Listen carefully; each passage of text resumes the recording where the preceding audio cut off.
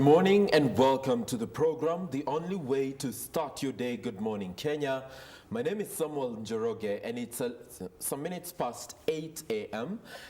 Traditionally on this show, during this hour, we usually have Health Tuesday, but today we're taking a break because of a matter that we need to bring to your attention.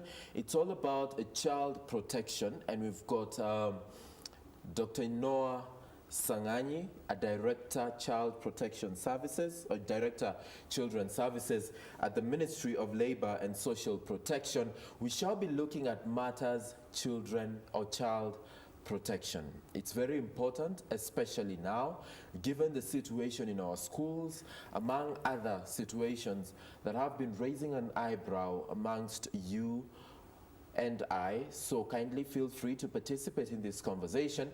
The hashtag is Good Morning Kenya on Twitter, and 22162 is our SMS line. Begin with the initials GMK. With pleasure, Dr. Noah Sanganyi, good morning.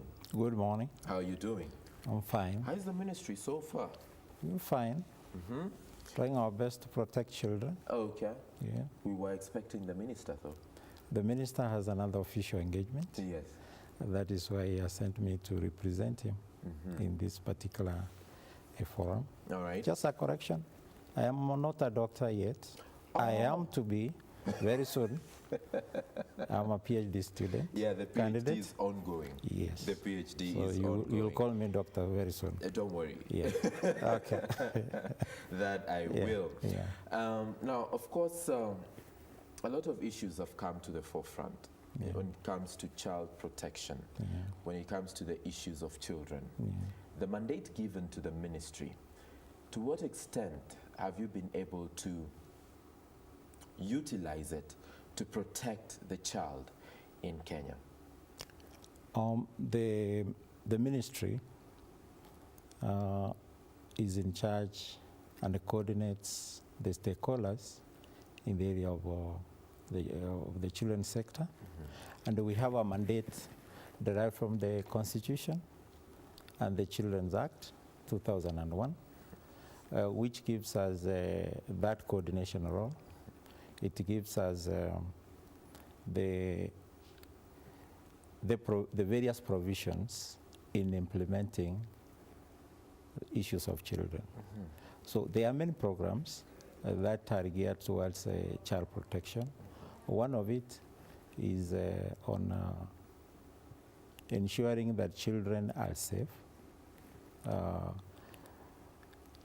Another one is on children. We have what we call children assemblies. This is where we are encouraging children to participate in what affects them. And in all the 47 counties, we have children assemblies where these children elect themselves through the guidance of IBC into participating in all what matters to them. And from their contributions, then their resolutions have come to the ministry, and we are now implementing them. You are aware that the United Nations has cited Kenya yet again as one of the countries that encourage child trafficking. Are you aware of that? We are aware, but there is a correction. It is not the United Nations who put us at that level. It is actually the government of the United States.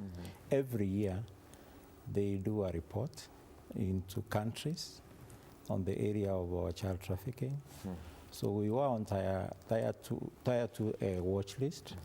That means that we are not doing very well on that line. But through the efforts that we have done as a government, together with stakeholders, we are on tier two. That means that there are various programs, both legal and gearing towards correcting the situation. So one of it is the Counter Trafficking in Persons Act, which was passed by Parliament, and it has been given to our ministry to implement all the provisions in that. So what the minister has done is to operationalize that act by appointing the advisory council, the advisory committee members who are from both government, civil society organizations, and the persons who have a background on areas of human trafficking to advise government on the various programs that we do. The minister has also gazetted the National Assistance Trust Fund. This is a trust fund which is going to be in charge of taking care of the victims of trafficking. And this is not only on child trafficking, it's on human trafficking. Both adults who are above 18 and children who are below 18. So this government has also given money from its budget to assist the victims when they are available. And what the ministry has also done is we are going to have a shelter house, or the government shelter house for victims of trafficking. And government has given money to start it this year. And we have also had officers from my department visit Jordan to see a government safe house. That is the model now we're using to construct this financial year. There are also programs that the ministry has done specifically under my department, because this is the secretariat. We are the secretariat of the counter trafficking. We have also trained my officers, children officers, and other stakeholders in the border towns of Kenya, where we, according to the reports that we have, are transit routes. Yeah. At that note, we would like to take a very short break. We will be right back with more on this discussion.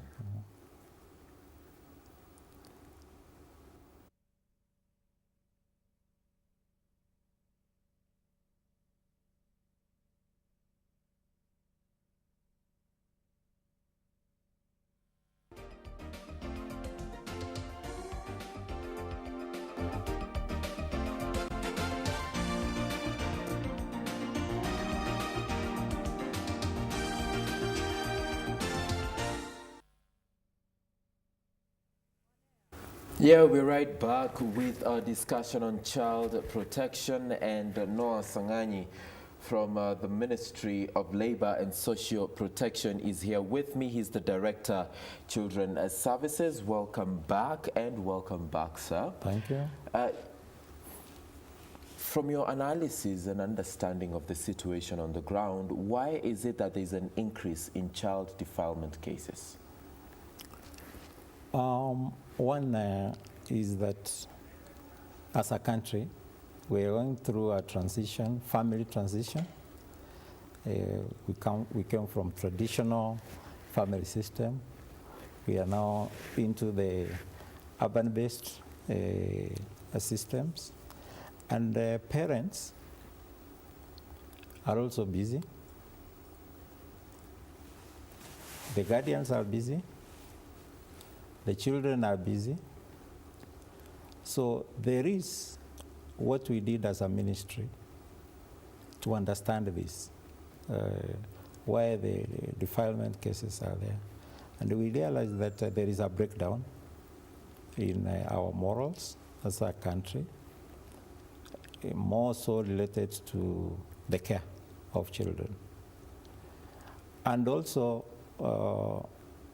through the interaction on TV, children are also seeing very many things. Adults are seeing very many things. And we as a ministry are now in the process of, together with the other stakeholders, more so UNICEF, we decided that we need to understand what is happening. And for us, we call it violence against children in totality. Looking at the family background, the family settings, looking at the school settings, looking at all the settings where children are. So indeed there are defilement cases. You hear a parent has defiled his or her child. You hear of cousins, you hear of siblings, you hear of relatives. And what we have done is to using our own structures at the county level, because we are based at both national, county, and sub-county levels. We have what committees we call area advisory councils. And these are committees of people on the ground, but coordinated by the national government to discuss specific areas on children. If I can give you an example, we have such cases being reported in Busia areas, in Kakamega areas, in Vihiga areas, and as a ministry, we have gone to the ground. Like now, early this year, we went to Vihiga, a county, together with the stakeholders, together with the county government of Vihiga. We were sensitizing the people why such cases should not happen. And here I'm talking about taboo children. Right. Yeah. And your efforts are largely proactive in terms of sensitization. But there is a concern from the citizenry that there is a somewhat lenient approach to this matter, that the kind of redress that agencies mandated to handle this issue are approaching it with is very lenient, a little lackluster. What's your response to that? I wouldn't say that it is lenient, because once we have, and I told you we have, for us we call it violence against children. I have my officers at both the counties teaming up with the police to have the perpetrators taken to court and charged. I wouldn't say that is leniency. Yeah? When we have all wazes marrying small children, for us that's abuse. And that has happened in Marsabit County, that has happened in Kajiado County, that has happened in West Pokot, Turkana, and it is actually reported in the press. What the efforts of my officers, efforts of the other child practitioners in those areas, the way they work together through those committees to tackle those issues. But then we also have one challenge. When a child is defiled, the first thing the accuser does is to make it very fast that the child cleans the body. And the evidence is lost. But when the evidence is there, those people have been taken to court and charged, and it is even reported in the press. Where is the gap? The gap is the sensitization, which I was talking about. We want the parents, and this is what specifically, like that is a message we were passing in Vihiga County, because we teamed up together with the various stakeholders. Once a child has been defiled, it should be reported to the nearest child protection agency. It's not a must that they must report to my officers. We have sensitized people, we have trained people, we have even trained the media to report on that. We have trained the assistant chiefs, the chiefs, the teachers in schools. We have even developed booklets for children to understand what violence against them is and how to report. You would describe then your efforts as vibrant enough? I cannot say we are at 90%. No. We are at around 75%, 80. 75%, 80. Reason is that we are thin on the ground in terms of staff. That is why I'm talking about us working with the groundwork. Mr. Sanganyi gives the ministry and the department an A, because 80% is relatively an A. But then again, there is an education report released last week. Sex pests are on the increase in schools. Much more defilement cases are happening at home, yet the ministry has scored an A. How? Now, remember, we have also, from the same report and other reports, you are also aware what the Teacher Service Commission is doing. In fact, for the past 3 years, we have been working very closely with them because why on the ground, once some of those teachers are involved in defilement, together with other stakeholders, we ensure that TSC is informed. And that is why you are seeing, and I've already reported earlier on, that there is a booklet that we developed informing the children about how to report when they are defiled. So these are, I'm talking about cooperating efforts. But within the Ministry of Education, we are a major stakeholders there. And what we bring to the ministry is the child protection, a component, to enable the ministry also take other disciplinary action. Yeah. If I get you correctly, Mr. Sanganyi, the efforts you described to us this morning are a little reactive. You know, the situation has happened and this is how we intend to deal with it, which is fine. But for purposes of proaction, for purposes of protecting it from happening in the first place, what are the efforts right there? Because I'm looking at a scenario whereby if a child is defiled, God forbid, chances of them thinking how to report this will be very minimal. And then should we create an environment where our children are just allowed to be children instead of reading booklets on how to report in case they are defiled? Okay. I'll explain further there. You see, I talked about initially about children assemblies. Yeah? That's a strategy, a specific strategy that the ministry has put in place. Why? Because that strategy enables children to be children. It enables children to talk about their issues on their own, but guided by what we call chaperones, guided by child facilitators we have trained in the whole country. And these facilitators help children to bring out the major issues which affect them and how they should be run, and how they should be supported by either the ministry at the Ministry of Education level, at the school level, or other organs, other organizations outside the ministry. Yeah. Outside. And I'll add that we have also a national plan of action for children in Kenya. They have, that is a very specific strategy which has specific activities on what to do. And those are some of the ones I've already given you, which we agreed as a country, not as a ministry. Our ministry was a coordinator because we brought together all the stakeholders in this sector to discuss about the child and what do we need for a Kenyan child. And in terms of what we have asked, those are the areas I'm specifying what we are doing to enable children be protected well. Yeah. Once damage is already done, trying to reconcile that and still not lose the child in the process.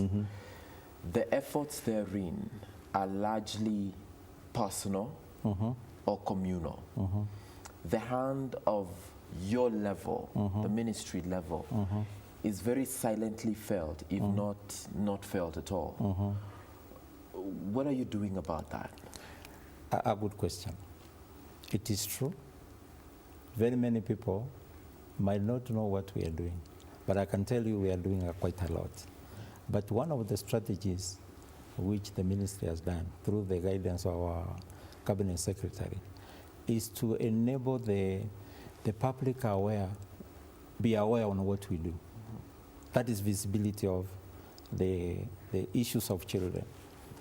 A lot is being done, both at the national level, at the county level, but little is known. And one of the activities is what I'm doing right away now.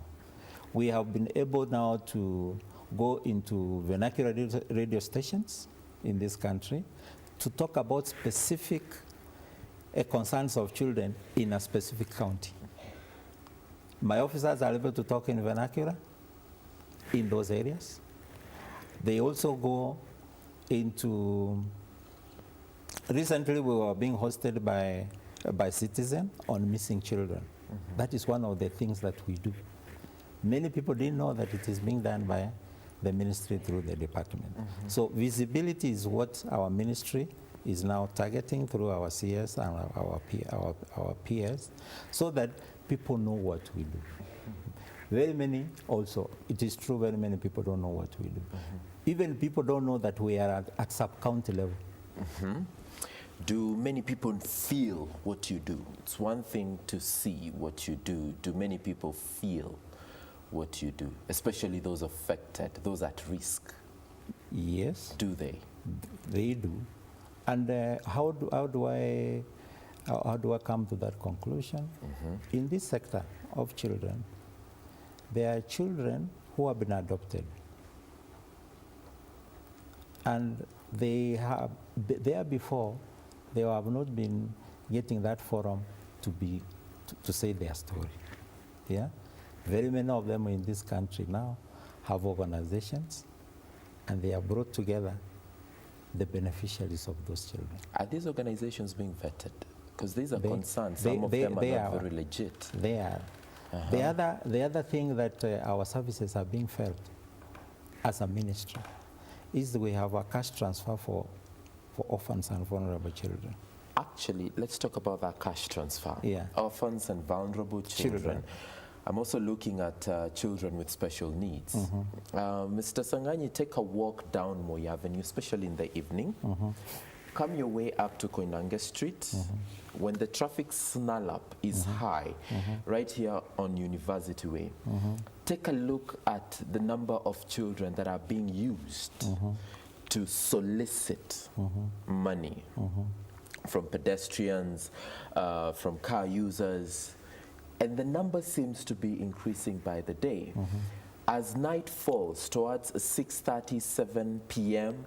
to 8 all the way midnight, and at times even overnight, the number of children with adults being used to solicit money or even to some extent aid in committing a crime is also going up by the day. What's the ministry doing? I want to put it this way.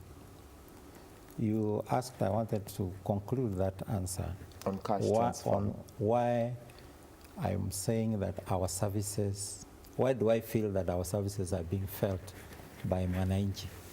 The cash transfer for orphans and vulnerable children specifically targets orphans due to various reasons. And I can confirm to you here that every constituency in this country has that program, how families being supported. There are roughly 353,000 households taking care of orphans and vulnerable children, and this is the ministry initiative. We started small with three counties when we were starting, but now it's a national program. It has been consolidated to include elderly persons, to include the ones with disabilities and the ones with albinism. So that is now called Inua Jamii. That is a program I can confirm to you, even from where your constituency is, it is being felt there. The other areas where our services are being felt is that we work very closely with the police, with the probation and judiciary to handle children who are in conflict with the law. Children in conflict with the law are the ones that are in our statutory institutions, and we have 28 under my department. Those are the children whom now we rehabilitate to fit back into the community. Granted. Coming to this one of the streets. Remember that the government has a street children rehabilitation trust fund, a fully parastatal, not in our ministry, but in the Ministry of Interior. with the specific mandate to deal with street children, and they have government funding for that. So our ministry is not directly related to the street children, but we are a stakeholder. We advise. That's very true. Yeah. That's very true. But then you see, earlier on, you scored an A. Later on, your policy is intact. Later on in your response, your officers are alert. And now, your efforts are being felt. And the funding is getting to the right people. But the indicator on the ground is that we have children on the streets. We have children being used to solicit money. We have children overnight that are aiding in committing crimes. Where does that leave you? That's what I'm correcting. That is the scenario. That is not under the Ministry of Labor and Social Protection. So in other words, it's not your fault? It is not our mandate. But is it your fault? I will not say it is our fault. That function is not within our Ministry of Labor and Social Protection. It is elsewhere. It is elsewhere. That's what we But understand. we are there because we are concerned with children. We give technical advice into the areas how they can handle them. And that one, we did it very well. Recently, when Nairobi County, remember they took all the children from the streets? There is a specific advice that we gave. And it changed track. It did. It influenced track. It never changed it altogether. It influenced the way they are handling it as per the Children's Act. As per the Children's Act. Yes. And we get And that all is our role. And that is your role. Yes. Granted, the mandate is under the Ministry of Interior. That's very true. Yeah. But then the presence of those children on the streets, the fact that they're used and they're not allowed to be children, is it an indicator of success or failure of your department? I cannot say it is a failure on our department. I've just given you a scenario where they have used a process which again is not child friendly. I'll give you another example. Recently, Kisii County rounded up all these children, but in the eyes of and in the mind of the county government of Kisii, the responsible section, it was ours. Yes. But we gave the advice and said, this is not a mandate of the Ministry of Labor and Social Protection, but we are as stakeholders. In this sector, children are supposed to be handled this way. I can confirm to you, the county government of Kisii has changed track. Okay. They are not even working with us because we have a remand home there where we are telling them this is the way it should be handled. Does your mandate include child protection? It is. That is why I'm giving you the advice. That's why I'm giving the organizations who are dealing with children the advice on how it should be done. We get that. Yeah. We get that. Yeah. Your ministry, though, your department is charged with child protection. Yes, that is our mandate. Would you describe those children as protected? Not yet. Not yet. That is why we are giving the advice on how they should be protected. The next question. Yeah. The Children's Act 2001 is undergoing review. Yeah. What are some of the areas you're giving prominence to? The prominence that we are giving in that Children's Act is that for the first time, we did it as stakeholders.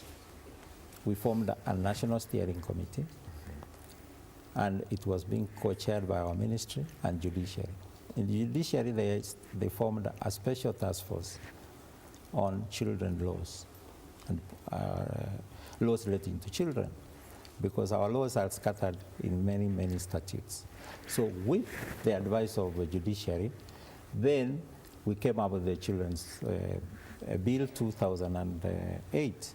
And this is where I go back to child participation.